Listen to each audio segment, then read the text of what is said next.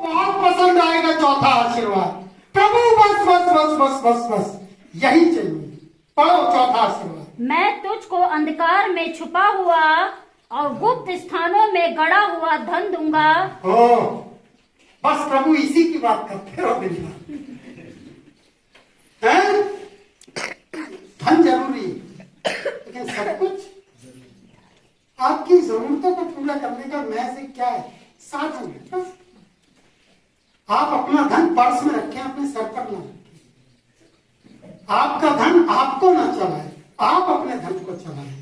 Hallelujah. और प्रयास करें मसीह की सेवा के लिए। मसीह का भवन बन रहा है यहाँ पर, आप उसमें खर्च करें।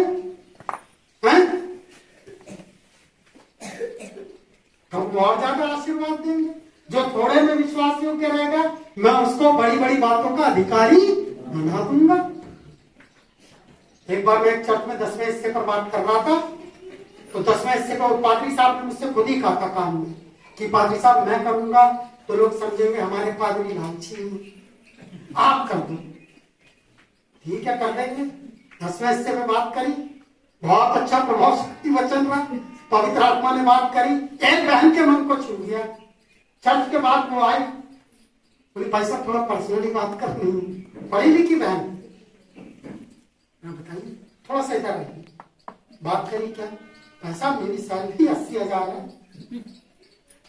अच्छा आप 10वें हिस्से की बात कर रहे हो और आप ये भी कह रहे हो कि 10वां हिस्सा तो पुराने ऐतनामे में था। बाइबल में नए नियम के अनुसार तो लिखा है तुम्हारा 10वां हिस्सा सदूकियों फरीसियों से बढ़कर होना चाहिए। भाई साहब 10वां हिस्सा मेरा कितना हुआ आपको पता? मेरा बहन 8,000। आपको पता 8,000 कितना होते हैं? कैसे पॉसिबल है? कितना देते हो आप चर्च को? 4,000 तीन। और प्रार्थना करें आपके लिए, प्रभु इस बहन की तनख्वाह 80,000 से घटा के 40,000 कर दे। तनख्वाह कम हो जाए लेकिन प्रभु की वाचा नहीं टूटनी चाहिए, प्रभु की आज्ञा का पालन पूरा हो।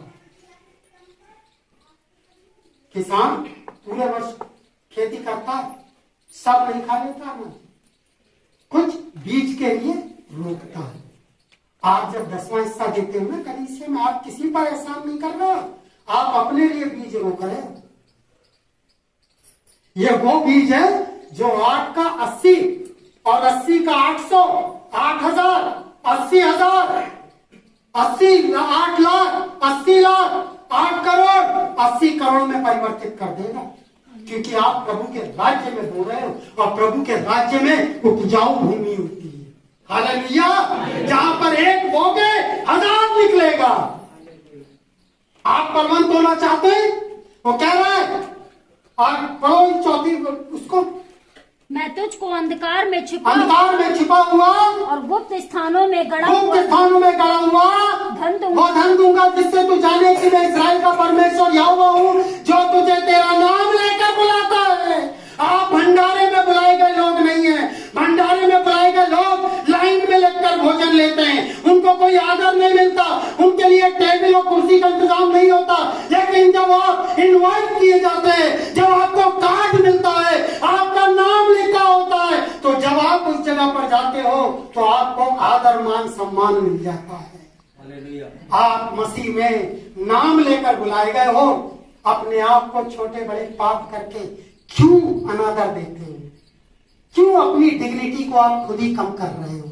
जबकि आप मसीह के बेटा और बेटी के रूप में आपको रहना है, आपको चलना फिरना है। हालेलुया। और यहाँ पर ये पृथ्वी का जीवन था इसका, परंतु क्या हुआ?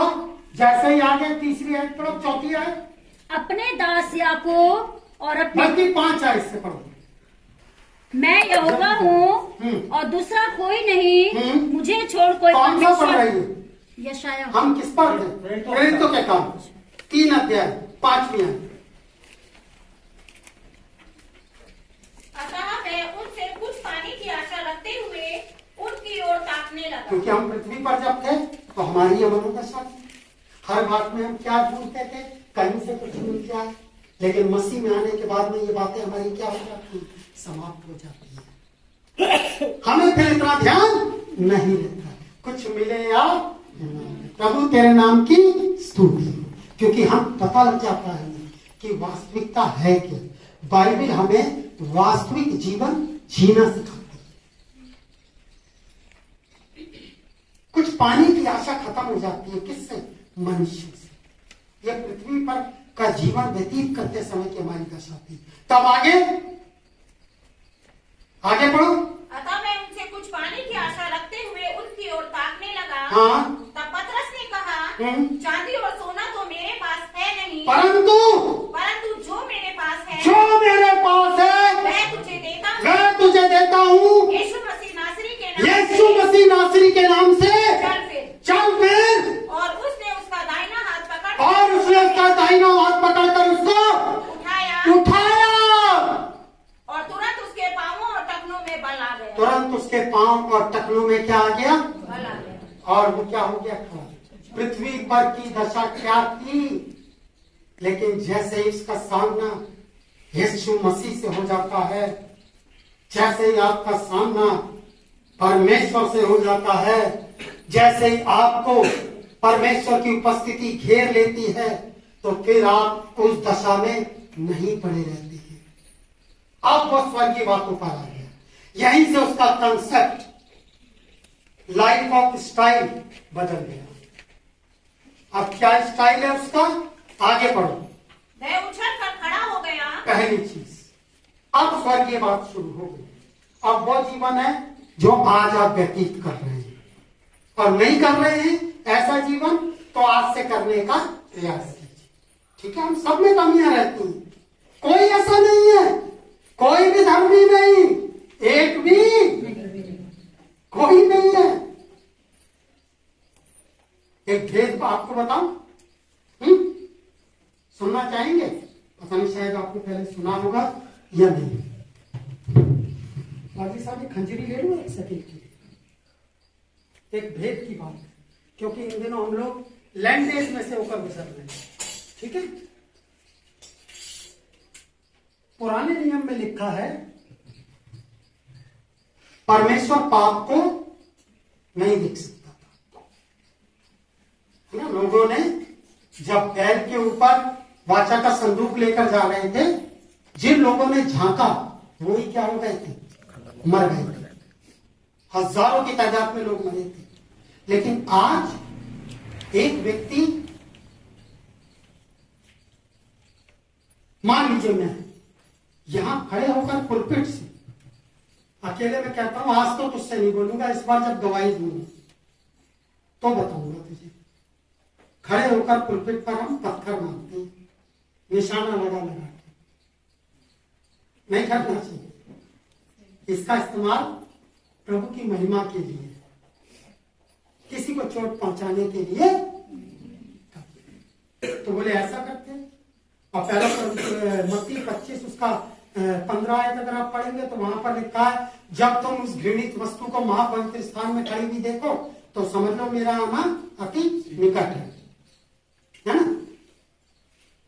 आज व्यक्ति पुलपिट पर भी खड़े होकर झूठ बोल जाता है, तो उसका क्यों कुछ नहीं होता?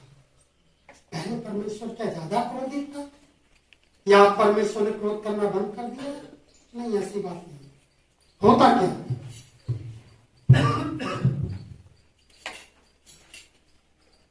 ये प्रभु यीशु मसीह का लहू है, और यीशु का लहू कैसा है? पवित्र है। यीशु का लहू कैसा है? पवित्र है। जैसे ही मैं प्रभु को अपनी मरणहार दशा में भी विश्वास करता हूं कि तू ही परमेश्वर है, तो तुरंत उसके मुख से एक शब्द निकलता है, आज ही तू मेरे साथ। मतलब इसी समय से तेरी स्वर्गीय दशा हो जाएगी। तेरे घर का वातावरण बदलना इसी समय। जिस समय आप पश्चाताप करते हैं, जिस समय आप अपनी गलती